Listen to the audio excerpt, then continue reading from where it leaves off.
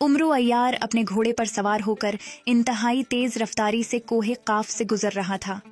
अभी उमरू अय्यार को घोड़ा दौड़ाते थोड़ी देर ही हुई थी कि अचानक उमरू अय्यार को यूं महसूस हुआ कि जैसे उसके घोड़े की रफ्तार कम हो रही हो। रफ्तार तेज रखो बिजली, अब थोड़ा सा ही तो सफर बाकी है। उमरू की ये कहने के बावजूद भी घोड़े पर कोई असर न हुआ।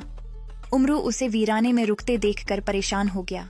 उमरू ने घोड़े से कहा, मैं जानता हूँ कि न तो तुम भूखे हो और न ही थके हुए, क्या आगे कोई खतरा है? लेकिन घोड़ा आगे जाने के लिए राजी न था और वहीं रुक गया। इससे पहले कि वो कोई और बात करता, करीबी गार से एक लड़की की चीख सुनाई दी।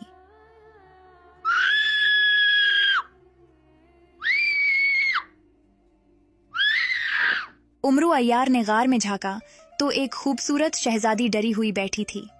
उसने सुर्ख रंग का इंतहाई खूबसूरत लिबास पहन रखा था। शहजादी के करीब एक इंतहाई कदामत और बदसूरत दियो खड़ा था, जिसके हाथ में एक हड्डी थी। वो शहजादी को इसी हड्डी से मार पीट रहा था और बोल रहा था कि जब तक शहजादी इससे शादी के लिए राजी नहीं हो जाती, वो तब तक इसे इसी तरह अजियत देता रहेगा। और शहजादी मुसलसल यही जवाब दे रही थी कि उसको मरना कबूल है, पर वो इससे शादी करने का सोच भी नहीं सकती।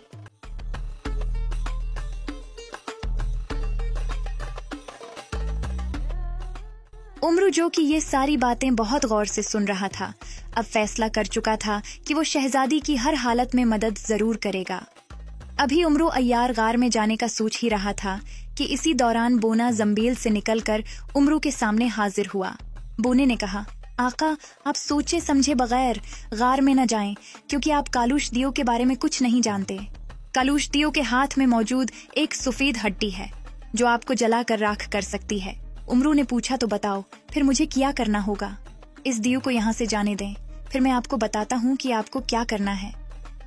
फिर उमरू अय्यार ने फौरन सुलेमानी चादर ओढ़ ली, जिसकी वजह से वो किसी को नजर नहीं आ सकता था, क्योंकि इसे कालूश दियो की नजरों से बचना था। कालूश दियो ने शहजादी गर्नाटा को एक रात का वक्त दिया और कहा कि अगर वो सुबह तक इससे शादी के लिए राजी न हुई तो वो उसे जलाकर भस्म कर देगा। ये कहते हुए वो वहां से गायब हो गया। दियो के जाते ही बोना एक मर्तबा फिर जंबील से बाहर आया और कहने लगा, आका, कालूश दियो जा चुका है, अब आप शहजादी के पास जाएं और उसे अपनी जंबील में डाल लें। आज की रात आपको शहजादी गर्नाटा का रूप धार कर वहीं रहना होगा। जब सुबह कालूश दियो आए तो आपने कुछ भी करके उससे वो हड्डी हासिल करनी है, क्योंकि उसमें कालूश दियो की जान है। और जब वो हड्डी आपके हाथ आ जाए तो आपने पूरी ताकत से वो कालूश दियो के सर पर मार देनी है, जिसकी बदौलत वो मौके पर ही हलाक हो जाएगा। बोने से सारी मालूमात लेने के बाद उमरू गार में दाखिल हो गया। जब शहजादी ने उमरू अय्यार को देखा तो वो बोली, तुम कौन हो? तुम जानते भी हो कि तुम किधर आ गए हो? यहाँ से चले जाओ। अगर दियो ने तुम्हें यहाँ देख लिया तो वो तुम्हें जिंदा नहीं छोड़ेगा। तब उमरू ने बताया कि वो उसकी मदद के लिए आया है और उसको अपने साथ लेकर ही जाएगा। शहजादी बोली, तुम मुझे इतने ताकतवर दियो से कैसे बचा सकते हो? उमरू ने जवाबन कहा कि ये मेरा काम है, आपको बस कुछ देर के लिए यहाँ से गायब होना होगा। फिर उमरू ने कुछ मंत्र पढ़े, जिससे शहजादी उड़ती हुई उमरू की जंबील में गायब हो गई।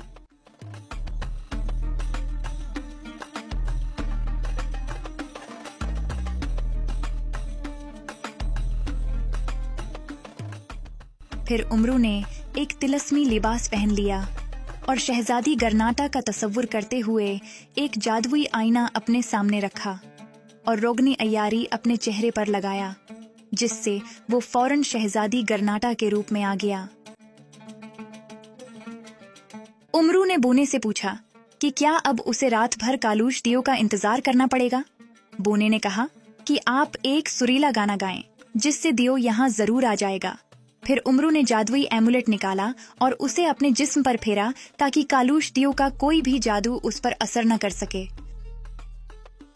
उसके बाद उमरू ने नहायत सुरीली आवाज में गाना गाना शुरू कर दिया।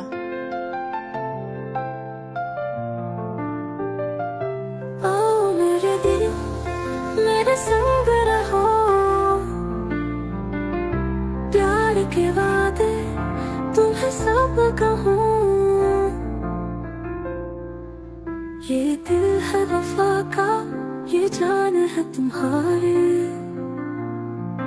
कसमें है मोहब्बत की, तुम्हारे बिना ये दुनिया सुनसान, बस तुम हो मेरे दिल का अरमान।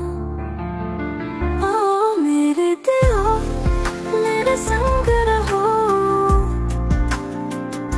प्यार के वादे तुम्हें सब कहूँ, पर ये राज तुम समझ न पाओगे, मेरे साथ रह के खुद को गवा दोगे।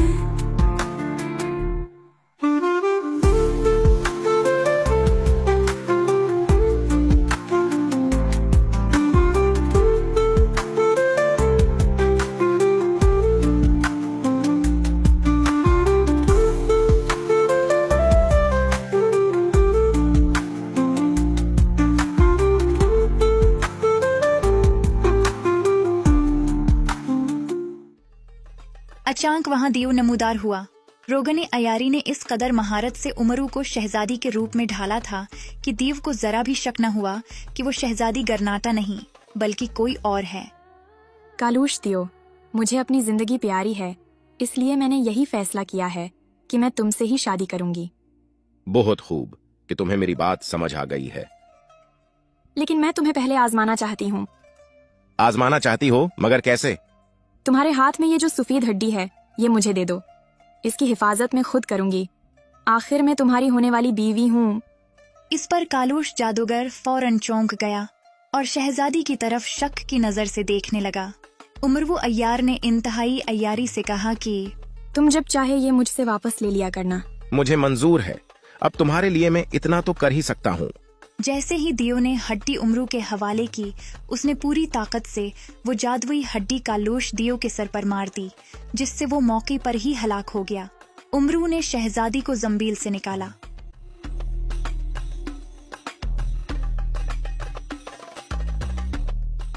उमरू को अपने रूप में देखकर शहजादी गर्नाटा बहुत हैरान हुई। तब उमरू ने उसे सारी तफसील बताई कि उसने कालूश दियो को हलाक कर दिया है। ये सब सुनकर शहजादी गर्नाटा बहुत खुश हुई। फिर उमरू ने सुलेमानी चादर पहनी और वो अपनी असल हालत में वापस आ गया। शहजादी ने उमरू का शुक्रिया अदा किया और उसे कहा कि अगर वो उसे उसके मुल्क पहुंचा दे तो वो अपने बाप से कहकर उसे बहुत सी दौलत इनाम में दिलवाएगी। दौलत का सुनकर उमरू अय्यार की आंखें खुशी से चमक उठें। उमरू ने शहजादी को अपने साथ घोड़े पर बिठाया और उसे लेकर दीस सातान की तरफ रवाना हो गया।